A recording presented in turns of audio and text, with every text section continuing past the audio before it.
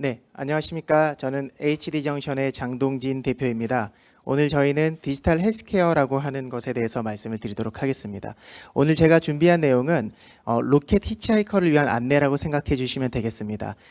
그 중에서도 헬스케어 영역에서 로켓에 타고 싶은 사람들을 위한 안내라고 생각하시면 좋겠습니다.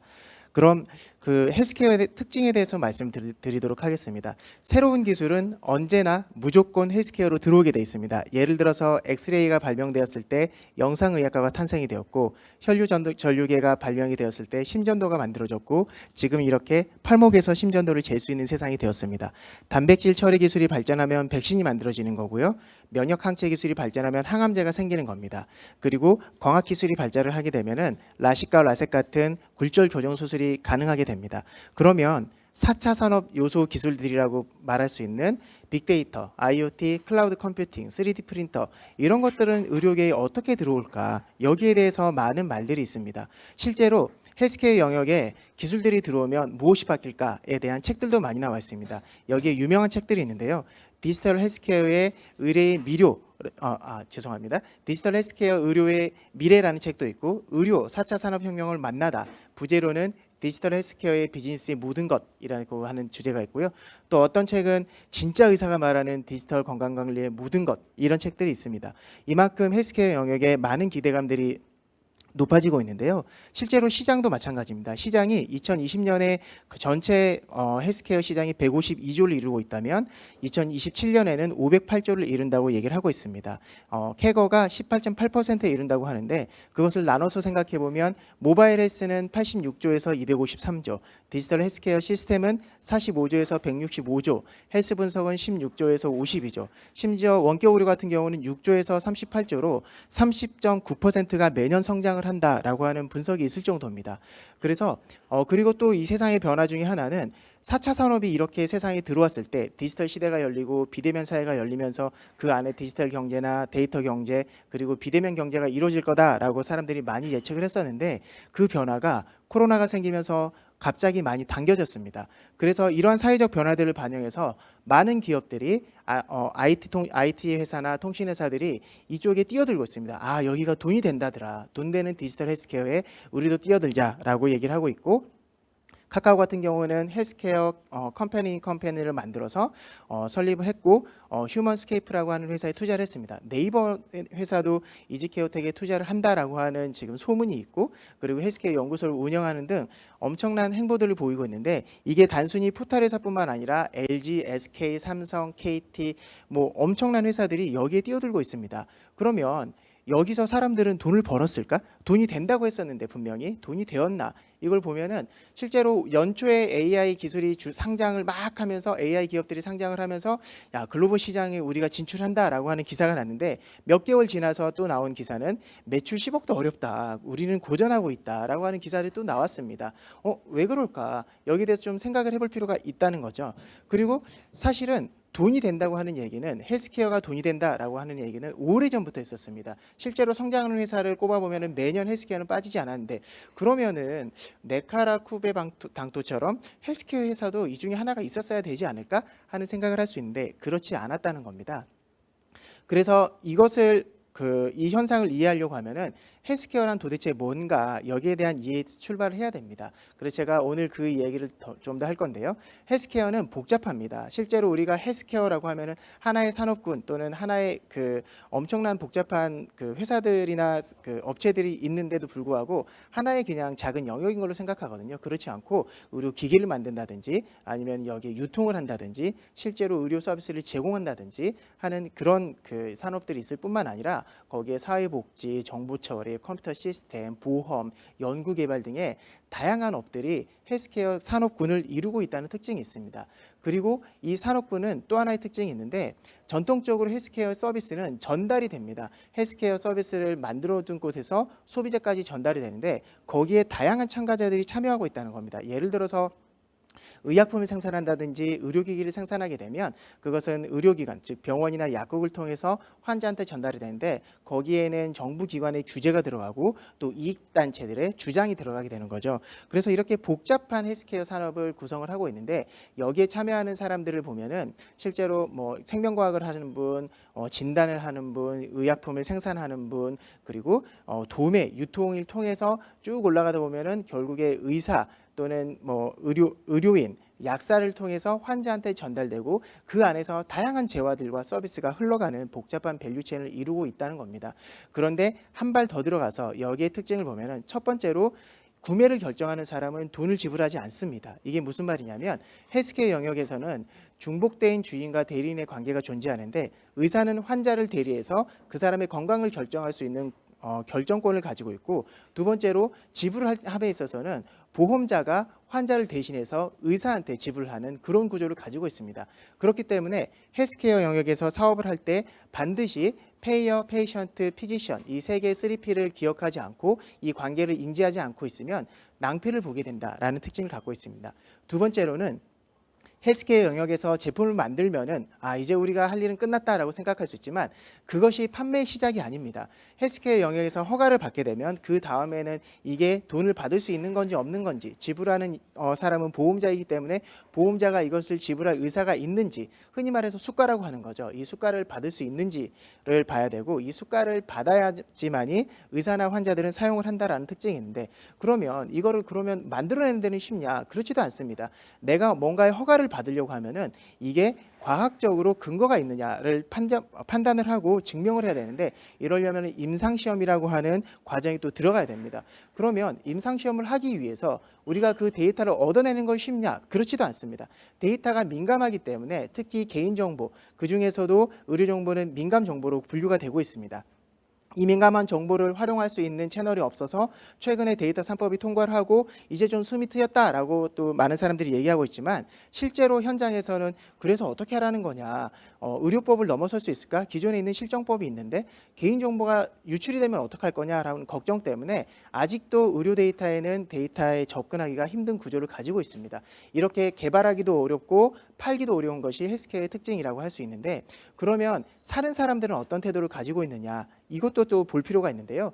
기술의 구매자로서의 병원은 세 가지 판단 기준이 있습니다. 우리 병원 매출에 도움이 되느냐, 또는 비용 감소에 도움이 되느냐, 아니면은 이거 나라가 해야 된다고 말하기 때문에 반드시 해야 되느냐, 이 세 가지 조건에서 벗어난 것은 웬만하면 구매하려고 하지 않습니다. 그러면 좋아, 우리가 만든 헬스케어 제품을 회사에 팔아야겠다라고 생각을 하면 회사도 똑같은 기준을 가지고 있습니다. 우리 회사가 영업을 하는데 도움이 되는 거야? 아니면 우리 회사가 비용을 감소시키는 데 도움이 되는 거야? 아니면 나라에서 반드시 규제 때문에 하라고 하는 거야? 이 세 가지 기준을 만족하지 않으면 또 사용하지가 않습니다. 그리고 환자는 의외로 임상정보 관리를 하지 않습니다. 내가 아플 때는 소비의 니즈가 있죠. 하지만 안 아플 때는 전혀 소비 니즈가 없고 심지어 아팠을 때도 결정은 스스로 하는 게 아니라 전문가한테 맡기게 됩니다. 안 아파지면 다시 잊어버리죠. 그리고 그렇기 때문에 계속 아픈 경우에만 관리를 하는 그런 특징을 가지고 있습니다. 제가 이렇게 말씀을 드리면 헬스케어 시장은 분명히 성장한다 그랬는데 그리고 많은 사람이 뛰어든다 그랬는데 그 시장을 어렵다라고 지금 표현을 하고 있거든요. 근데 그러면은 우리 회사는 무엇을 하는 회사냐, 이게 궁금해질 겁니다. 도대체 당신은 무엇을 하기 때문에 이런 식으로 얘기를 합니까? 라고 하신다면 HD정션은 디지털 헬스케어 산업에서 환자와 의사의 인터랙션, 그것이 그것이 이제 수요를 만들어내고 공급을 만들어내는데 거기에 시작과 끝은 전자무구 기록 시스템이라고 하는 것이고 그 전자무구 기록 시스템을 저희가 새로운 기술을 도입해서 만들었습니다. 제가 지금까지 말씀드린 것은 헬스케어 시장의 특징, 그리고 이것을 우리가 어떤 식으로 접근하고 있는지에 대해서 말씀드렸는데 사실 디지털 기술이 여기에 있어서 어떤 도움을 주는지에 대해서 저희 CTO 김동환 님께서 설명을 더 드리도록 하겠습니다.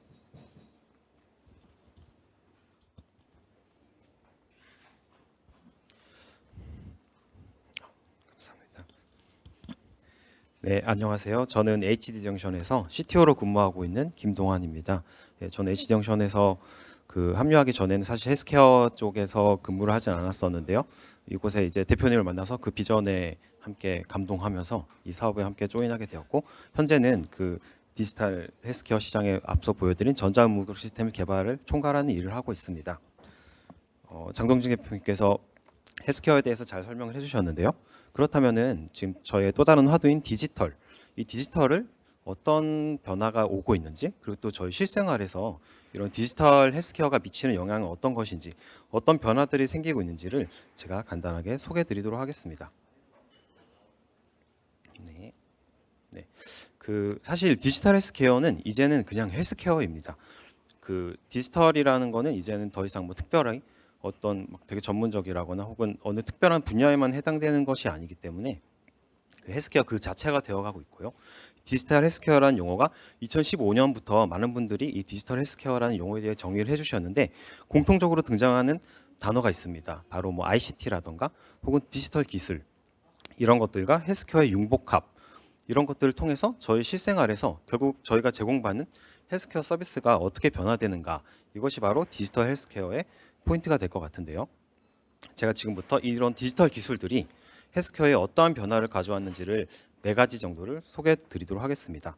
그 4가지는 바로 원격 의료, 그리고 AI를 통한, 그리고 또 빅데이터를 통한 헬스케어, 그 다음에 모바일 장비, 여러분들 뭐 핸드폰이나 혹은 그런 태블릿 같은 다양한 모바일 헬스케어와 마지막으로 이런 보건 의료 시스템이 어떻게 디지털화가 되어가고 있는지를 설명드리겠습니다. 우선 첫 번째로는 원격 의료의 도입인데요. 이미 지금 이걸 보고 계신 분들 중에서도 원격 의료를 경험해 본 분들이 계실 것 같아요. 기존에는 내가 아프다 그러면 반드시 병원을 가야 했고 병원에서 반드시 의사를 만나서 진료를 헬스케어 서비스를 받았을 텐데 이제는 원격 의료를 통해서 어디서든지 저희는 의료 서비스에 접근을 할 수 있습니다. 그래서 원격 의료는 더 이상 피할 수 없는 어떤 시대적 변화, 혁명이라는 이제 그런 오해들이 있는데 사실 이 헬스케어에서는 단지 이 통신 기술을 통해서 의사 환자 간의 인터랙션 양상이 조금 더 변화하고 또 훨씬 더 간단하게 접근할 수 있다라는 접근성 제공에 바로 이제 포인트를 두고 있는데요. 소비자 입장에서는 내가 병원을 찾아가지 않고 어떻게 의사를 더 편하게 만날 것인지 이런 쪽에 대한 관심을 가지고 있고 의료진 분들은 내 눈앞에 있지 않은 환자를 어떻게 잘 파악해서 오류 없는 그런 진료를 시행할 것인지에 대해 관심이 많이 있습니다. 그래서 저희 HD 정션에서는 이런 원격을 위한 플랫폼을 개발 중에 있습니다. 의료진은 바로 내 PC에서 바로 환자를 이렇게 환자 얼굴을 보면서 바로 또 의무 기록을 시행할 수 있고 환자는 손에 있는 스마트폰을 통해서 바로 의사를 만나볼 수 있는 그런 플랫폼을 제공을 하고 또 애플워치 같은 다양한 헬스케어 디바이스들을 통해서도 의사들은 단지 환자의 얼굴만 목소리만 듣는 것이 아니라 저런 다양한 생체 신호라던가 혹은 검사 결과를 EMR을 통해서 열람하고 또 확인할 수 있습니다. 네, 다음 변화로는 바로 인공지능과 의료 빅데이터의 활용에 따른 변화인데요. 네, 대규모의 데이터에 기반하고 또 막강한 연산 능력으로 인공지능이 이제 평균적인 의사분들보다 더 저렴하고 정확하게 객관적인 진료를 할 거라는 기대가 있는데 실제 현장에서는 개개인의 특성에 맞춘 치료를 가능하게 하는 도구로서 활용이 되고 있습니다.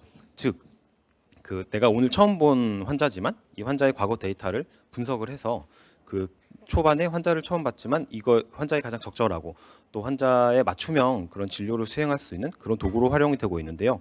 여기서 또 중요한 포인트들은 환자들은 내 데이터를 가져갔으면은 나한테 맞는 의료 서비스를 해야지 나한테 맞는 광고가 아니라 이런 개인정보 이슈가 있고 또 의사분들 입장에서는 이 전문가의 영역을 침해받지 않고 진료를 또 보조해주는 역할로서의 기대를 하고 있습니다.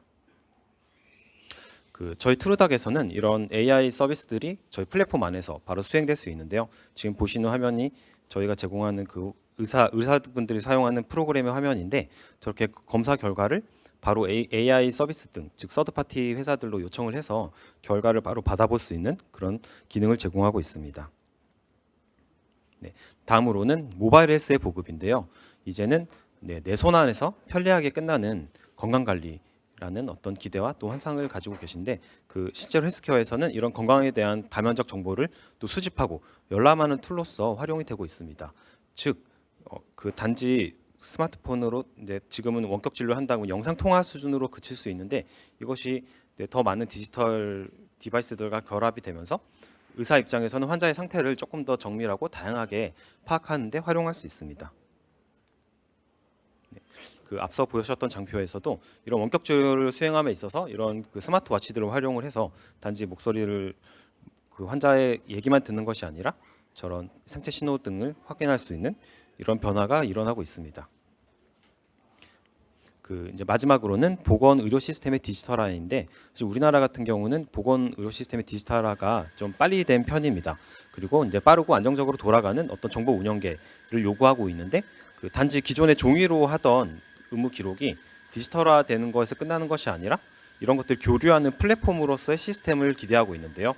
만약에 이 교류라는 게 어떤 의미냐면은 여러분들 만약에 병원을 가면은 검사를 받으면은 그 검사를 내가 또 직접 뽑아가고 이거를 다음 병원에 전달해드리고 그런 형태의 아마 경험이 있으실 것 같습니다. 하지만 이 플랫폼으로서의 시스템, 보건의료 시스템이 구축이 된다면은 내가 촬영한 그 엑스레이라던가 이런 게 바로 병원으로 전달이 되고 또 병원에서 의사분들이 입력해둔 정보를 내가 내 스마트폰으로 확인할 수 있는 이런 바로 데이터 교류할 수 있는 시스템을 구성하고 있습니다. 네, 그 실제 병원에서 일어나는 그런 유스 케이스를 가지고 좀 소개를 드리면은 여러분들이 뭐 굿닥이나 똑딱 같은 외부 서비스를 통해서 병원 방문을 예약을 하고 또 병원에 도착해서는 뭐 루닛이나 비노 같은 다양한 AI 서비스를 통해서 진단 서비스를 받을 수 있고 마지막으로 약을 내가 약국에 가서 찾는 것이 아니라 저런 약 배달 서비스들을 통해서 받을 수 있고 마지막으로 혹시나 이제 보험 청구를 하게 되면은 그 바로 이제 외부의 그 보험 청구를 해주는 서비스로 연계가 되어서 이 트루닥 플랫폼 안에서 이 모든 것들을 수행할 수 있습니다. 만약에 이것이 플랫폼이 없다면은 여러분들이 다 저 하나하나의 서비스를 다 각각 찾아가셔야 될 거예요.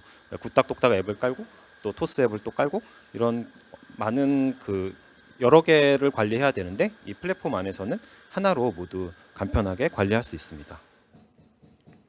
네, 지금까지 그 헬스케어, 디지털 헬스케어의 변화에 대해 소개를 드렸는데 네, HD정션은 바로 이런 일을 하고 있는 회사입니다. 그래서 앞서 소개해드린 그 EMR 플랫폼을 만들어서 분전된 각각의 서비스들이 진료 현장에서 유기적으로 돌아가게 하는 그런 플랫폼을 제공을 하고 있고 그리고 또 HD정션은 이제 계속해서 성장을 하고 있습니다. 그리고 또 저희 회사의 성장이 결국엔 디지털 헬스케어의 산업에 또 성장을 촉매하는 그런 역할을 하기를 기대하고 있고 마지막으로 디지털 헬스케어에서 이제 일체적인 서비스 모델에 가장 가까이 있는 회사라고 자부하고 있습니다. 네, 지금까지 그 헬스케어와 또 디지털 헬스케어 그리고 저희 회사가 하고 있는 일들에 대한 소개를 드렸는데요. 여기가 라이징 스타트업 콘서트인데 아마 라이징 스타트업이라고 하지만 저희 회사가 생소한 분들이 많으셨을 것 같습니다. 그래도 저희 회사가 하고 있는 일을 좀 저희가 소개를 드렸고 그 저희가 이제 이곳에서 많은 분들이 저희 회사에 또 관심을 가져주시고 또 지원을 해주시면은 감사할 것 같습니다. 그리고 이 시간 이후에 또 그 잽 안에서 저희 회사 부스도 있기 때문에 혹시 추가 궁금한 사항이 있으면은 저희 또 부스 찾아오셔서 말씀 나누었으면 좋겠고 네, 그러면 여기서 키노트 세션을 마치도록 하겠습니다. 지금까지 시청해 주셔서 감사합니다.